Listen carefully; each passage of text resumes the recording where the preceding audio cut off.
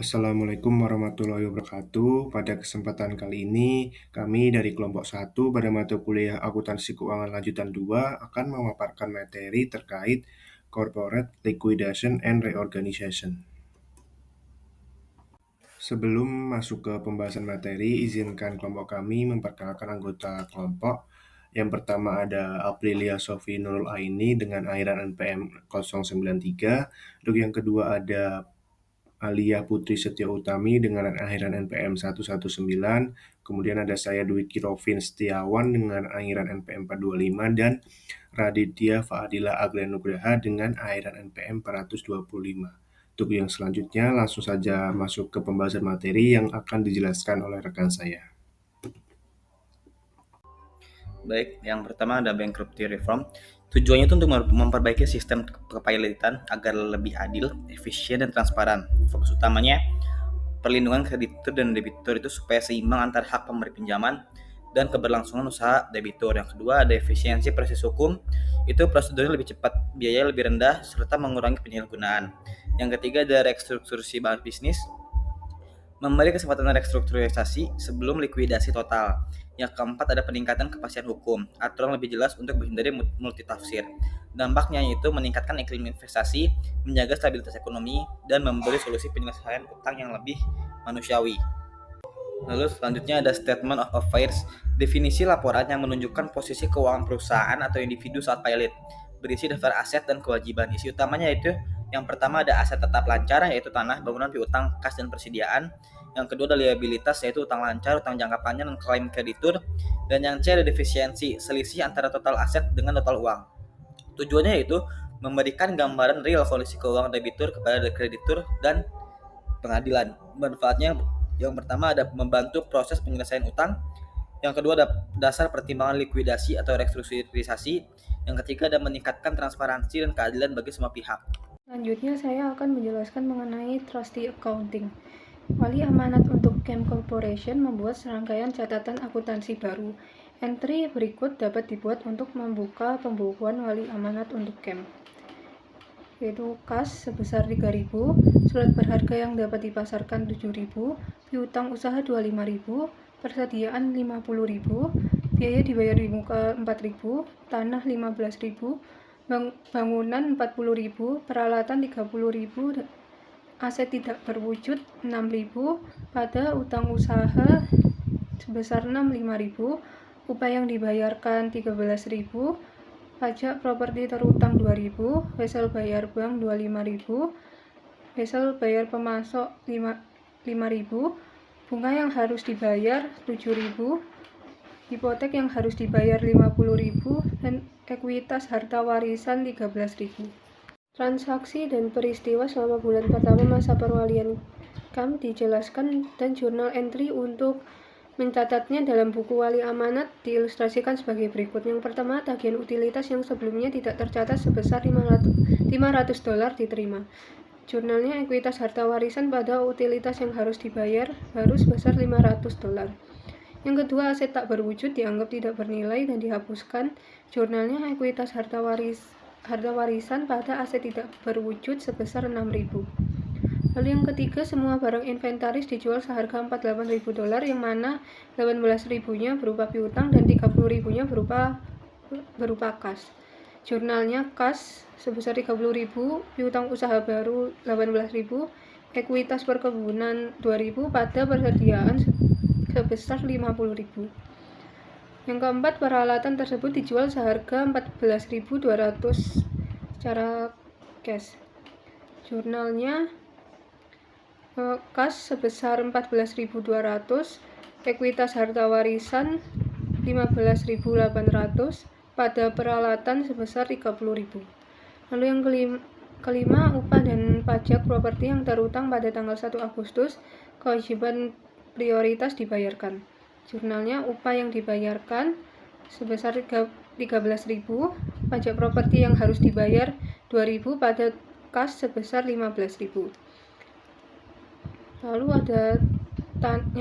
yang keenam, tanah dan bangunan dijual seharga $64.000 secara cash, dan cicilan hipotek serta bunga terkait dibayarkan.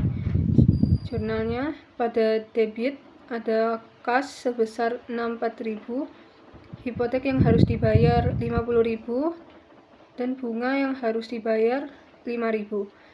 Pada kreditnya terdapat tanah sebesar 15.000, bangunan 40.000, ekuitas harta warisan 9.000, dan kas sebesar 55.000. Yang ketujuh, polis asuransi termasuk dalam biaya prabayar dibatalkan dan pengembalian uang tunai sebesar $1.000 diterima. Jurnalnya kas sebesar 1.000 pada biaya dibayar di muka sebesar 1.000. Lalu yang ke-8, piutang usaha sebesar $21.000 ditagih dari jumlah yang terutang kepada KEM pada tanggal 1 Agustus, sisanya sebesar 4.000 tidak dapat ditagih. Jurnalnya kas sebesar 21.000, ekuitas harta warisan 4.000 pada piutang sebesar 25.000. Lalu yang ke-9, jumlah $21.000 yang diterima di rekening tersebut diterapkan pada wesel bank yang harus dibayar dan bunga terkait.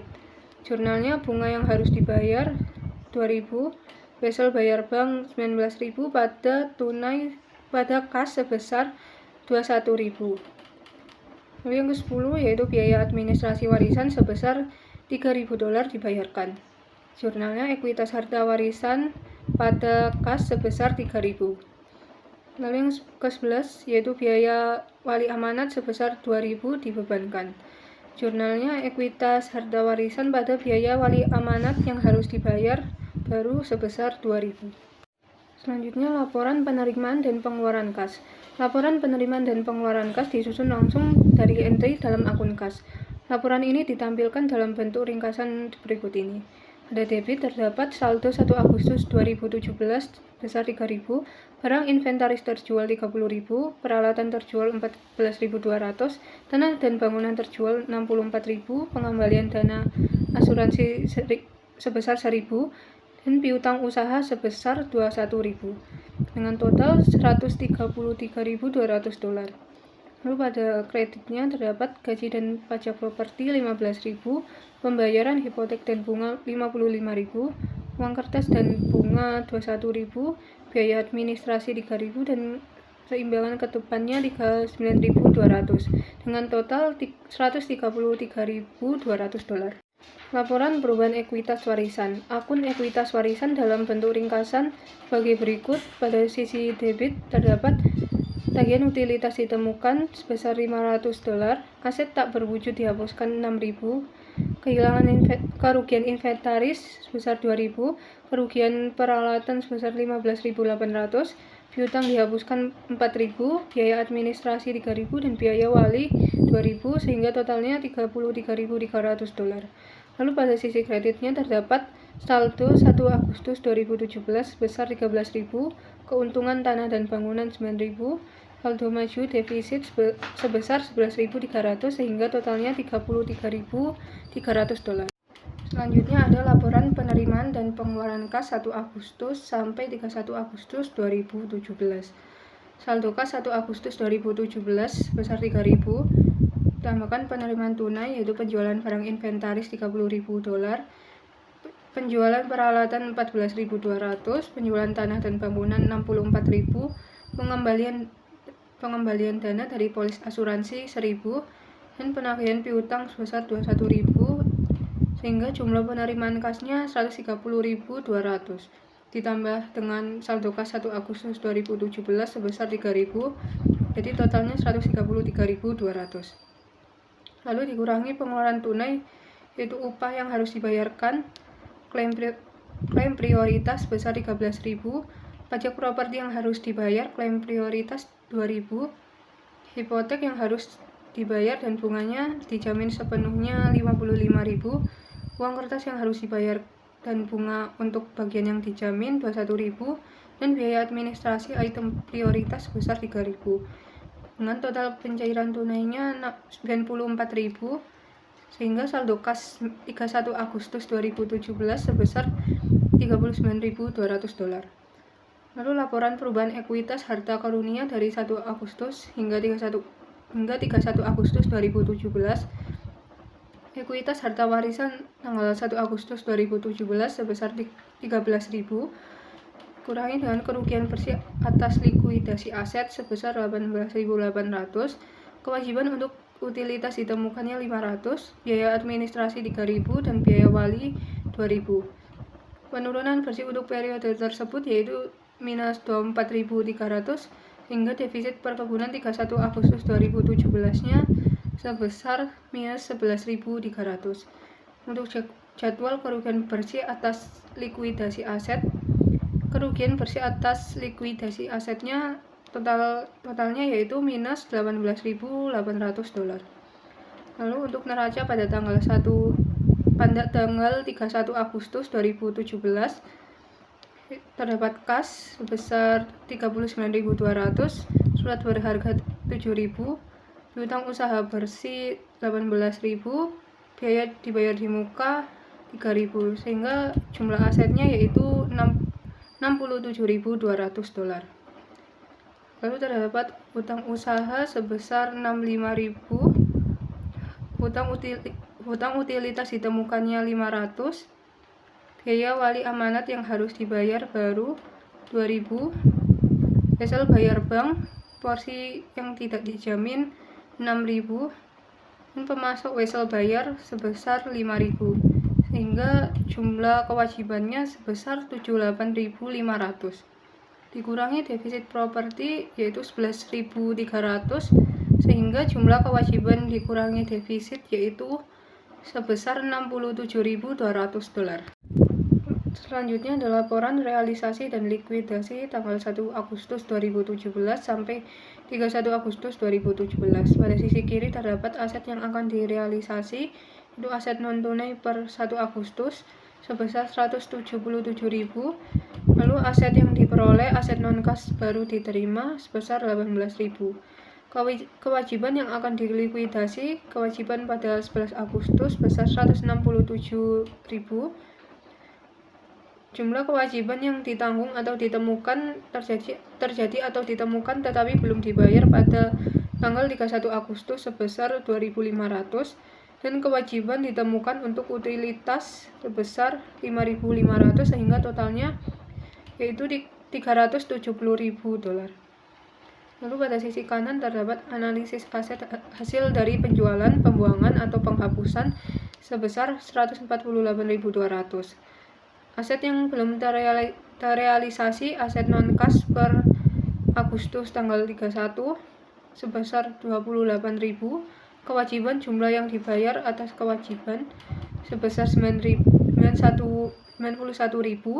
kewajiban yang belum dilikuidasi, kewajiban pada tanggal 31 yaitu sebesar 78.500, dan pendapatan tambahan yaitu pendapatan tidak termasuk keuntungan atas penyelesaian aset atau kewajiban sebesar 24.300, sehingga totalnya yaitu $370.000. Selanjutnya, untuk menyelesaikan kasus, selama bulan September 2017, wali amanat untuk Camp Corporation mengumpulkan piutang usaha sebesar $18.000, menjual surat berharga yang dapat dipasarkan seharga $7.300, menjual perlengkapan termasuk dalam biaya dibayar di muka seharga $995, menghapuskan sisa biaya dibayar di muka, dan mendistribusikan kas dalam likuidasi akhir aset. Jadi jurnal yang dibuat untuk mencatat transaksi dan peristiwa tersebut adalah yaitu kas pada piutang usaha baru sebesar $18.000. Lalu untuk penagihan piutang secara penuh yaitu kas sebesar $7.300 pada surat berharga yang dapat diperdagangkan sebesar $7.000, dan ekuitas properti sebesar $300. Lalu untuk penjualan surat berharga yang dapat dipasarkan untuk mendapatkan kas yaitu kas sebesar $995, ekuitas properti sebesar $2.005, pada biaya dibayar di muka sebesar $3.000. Saldo akun setelah entry ini dimasukkan ke dalam catatan wali amanat adalah sebagai berikut, yaitu pada bagian debit terdapat kas sebesar $65.495 dan ekuitas properti sebesar $13.005, sehingga totalnya yaitu $78.500. Lalu pada sisi kredit terdapat hutang usaha sebesar $65.000, utilitas yang harus dibayar baru $500, biaya wali amanat dibayarkan baru sebesar $2.000, wesel bayar bank porsi yang tidak dijamin $6.000, dan pemasok wesel bayar sebesar $5.000, sehingga total kreditnya sebesar $78.500. Biaya wali amanat merupakan klaim prioritas sehingga dibayarkan penuh. Sisa klaim sebesar $576.500. Semua kreditor tanpa jaminan peringkat pertama menerima 83 sen per dolar, yaitu $63.495 dibagi $76.500 sebagai penyelesaian akhir klaim mereka. Entry untuk mencatat distribusi kas yaitu jurnalnya yaitu biaya wali amanat yang dibayarkan baru pada kas sebesar $2.000. Untuk mencatat pembayaran biaya wali amanat, jurnalnya hutang usaha sebesar $53.950, utilitas dibayar baru $415, catatan pembayaran bank $4.980, catatan hutang pemasok $4.150 pada kas sebesar $63.495. Kasus yang melibatkan korporasi ditutup ketika aset telah sepenuhnya dikelola dan wali amanat diberhentikan. Wali amanat membuat entry berikut dalam menutup kasus korporasi Kern, yaitu jurnalnya hutang usaha sebesar $11.050, utilitas yang harus dibayar baru sebesar $85, catatan pembayaran bank $1.020, wesel bayar pemasok sebesar $850, pada ekuitas properti sebesar $13.005. Selanjutnya yaitu reorganisasi. Reorganisasi di sini itu perusahaannya itu nggak tutup, tapi perusahaannya itu diatur ulang gitu. Jadi perusahaannya diatur ulang. Nah, reorganisasi ini tuh dilakukan di bawah pengawasan Pengadilan Kebangkrutan. Perusahaan atau debtors in possession itu tetap boleh menjalankan bisnisnya sambil menyusun rencana reorganisasi yang disetujui kreditur dan pengadilan. Bisa melibatkan pengurangan biaya, misalnya kayak PHK, potong gaji, atau menghentikan kontrak tertentu.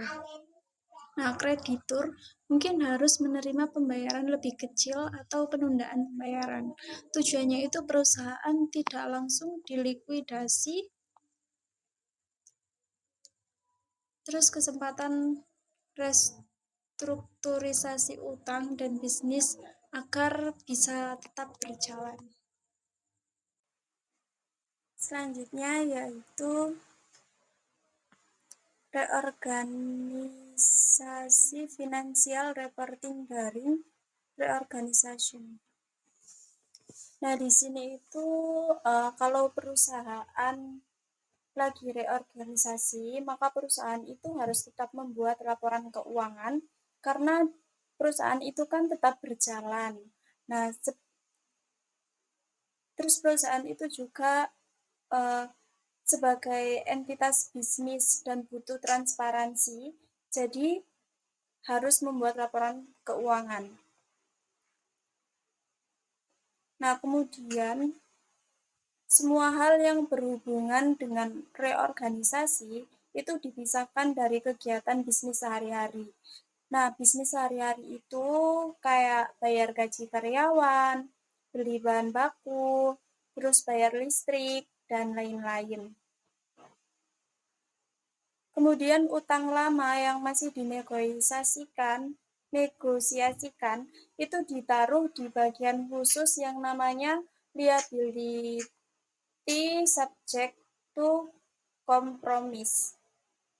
Kemudian biaya pengacara, konsultan,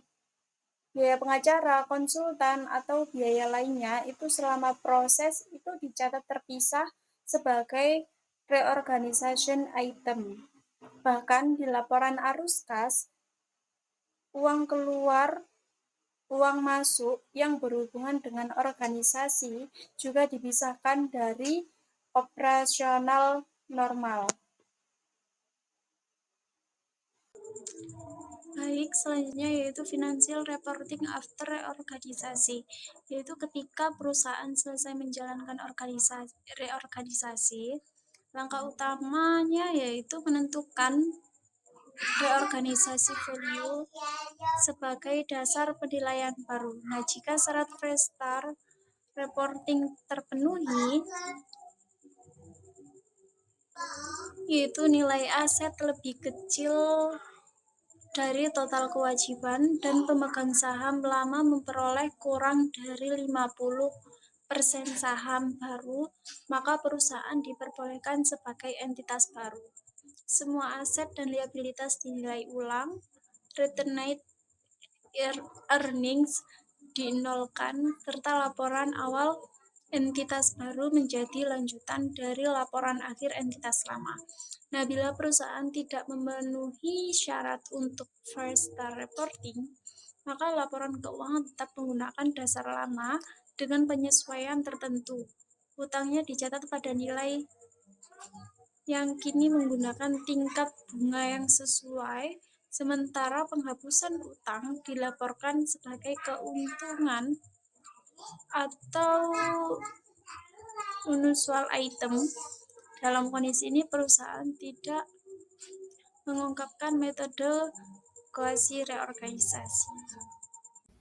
Oke, baik. Untuk materi yang selanjutnya di sini saya menjelaskan terkait illustration of reorganisasi case atau ilustrasi dari kasus reorganisasi. Jadi ada sebuah perusahaan namanya T Corporation ini mengajukan perlindungan dari kreditur berdasarkan Chapter 11 dari Undang-Undang Kepailitan pada 5 Januari 2016. Nah, jadi TIK ini berstatus sebagai debtor in possession dan pada saat pengajuan itu neraca perusahaannya mencatat hal-hal berikut. Nah, untuk yang dicatat ini dalam ribuan, di mana current asetnya itu sebesar 900.000 dan plan asetnya itu sebesar 1.200 sehingga totalnya 2.100. Kemudian current liabilities-nya itu sebesar 1.100 dan ada 15% bonds payable sebesar 1.200.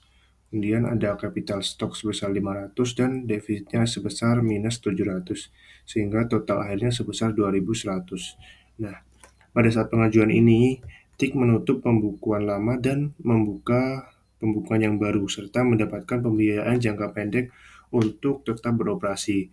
Jadi selama 2016, kewajiban lamanya ini tidak dibayar dan bunga itu tidak diakui.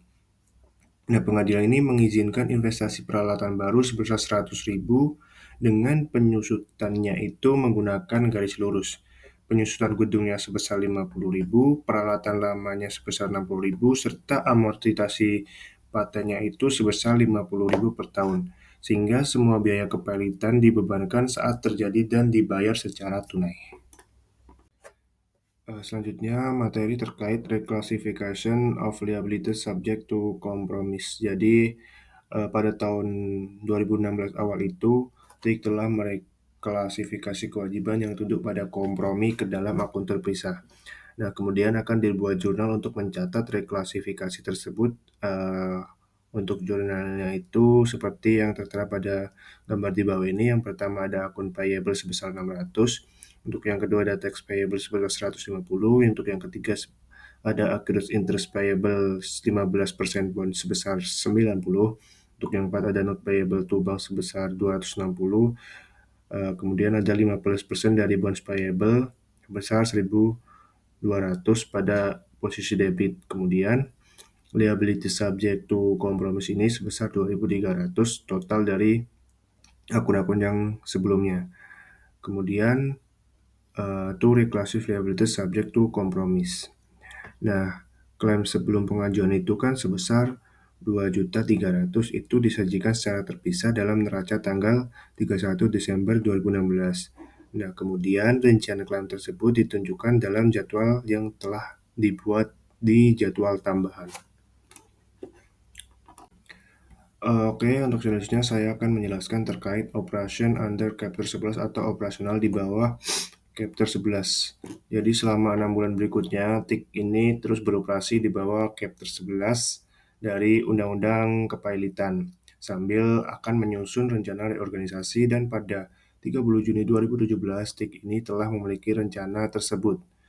Sehingga ada jumlah dalam neraca dan laporan laba rugi yang mencerminkan operasional untuk 6 bulan pertama pada tahun 2017 itu dirangkum sebagai berikut. Pada gambar di samping ini merupakan susunan rencana neraca dan laporan laba rugi yang mencerminkan operasional untuk 6 bulan pada bulan pertama tahun 2017. Untuk yang pertama ada comparative balance sheet 2017. Pada 1 Januari ini total ekuitasnya sebesar 2050. Untuk pada 30 Juni ini total ekuitasnya sebesar 2055 dan sehingga total change-nya sebesar 5. Untuk yang kedua, income and retained deficit statement for 6 months ending 30 Juni ini total airnya sebesar negatif 1.000 atau ending deficitnya sebesar 1.000. Baik, untuk yang selanjutnya saya akan menjelaskan terkait the reorganization plan atau rencana reorganisasi. Jadi setelah negosiasi panjang, disepakati nilai reorganisasi itu sebesar 2.200.000 dan rencana diajukan ke pengadilan. Nah, dari isi rencana tersebut, dari TIK itu, yaitu yang pertama, obligasi senilai 15% yang dijamin tanah dan bangunan akan ditukarkan dengan saham biasa baru senilai 500.000, utang senior obligasi 20% sebesar 500.000, serta utang senior lancar sebesar 100.000 yang akan jatuh tempo pada 31 Desember 2017.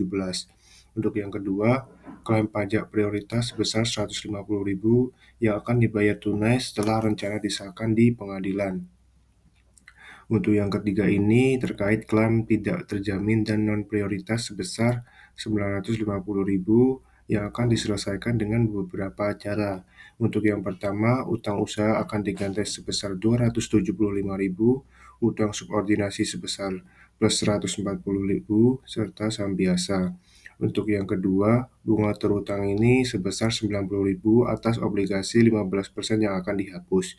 Untuk yang ketiga, wesel bayar sebesar 260.000 yang akan ditukar menjadi sebesar 120.000 utang subordinasi ditambah 60.000 itu saham biasa. Untuk yang terakhir keempat, pemegang saham lama menukar saham dengan 100.000 saham biasa perusahaan yang baru. Selanjutnya, saya akan menjelaskan terkait fresh start reporting atau pelaporan awal baru. Jadi, perusahaan ini akan membandingkan nilai reorganisasi dengan total kewajiban pasca pengajuan dan klaim yang disetujui pengadilan pada 30 Juni untuk menentukan apakah pelaporan awal atau fresh reporting ini sesuai dengan rencana. Nah, untuk jumlahnya ini sesuai dalam ribuan. Yang pertama ada post-office liabilities ini sebesar 255, kemudian allowed claim subject to components sebesar 2.300, sehingga total liabilitas pada 30 Juni 2017 ini sebesar 2.555. Kemudian less reorganization value-nya sebesar dikurangi 2.200 sehingga menghasilkan excess liabilities over reorganization value sebesar 5.355. Nah, kemudian kelebihan kewajiban dibandingkan dengan nilai reorganisasi ini menunjukkan bahwa syarat pertama untuk pelaporan awal atau fresh reporting telah terpenuhi, sehingga rencana reorganisasi menetapkan bahwa pemegang saham lama akan memiliki kurang dari 50% saham lama kepemilikan di perusahaan baru, sehingga syarat kedua juga telah terpenuhi, serta pelaporan awal dapat diterapkan. Nah, kemudian dibuat ringkasan struktur modal hasil reorganisasi yang diusulkan adalah sebagai berikut. dalam satuan ribuan. Yang pertama ada Push Liability sebesar 255, kemudian ada Tax Payable sebesar 50, kemudian Current Priorities of Senior Debt pada 31 Desember 2017 sebesar 100, kemudian ada Senior Debt 20% bond sebesar 500, kemudian ada subsidiary debt sebesar 355, kemudian common stock-nya sebesar 800, sehingga total keseluruhan itu sebesar 2.200. Sekian pemaparan materi dari kelompok kami, kelompok 1. Ada kurang lebihnya dari kami, mohon maaf yang sebesar-besarnya. Sekian, wassalamualaikum warahmatullahi wabarakatuh. Terima kasih.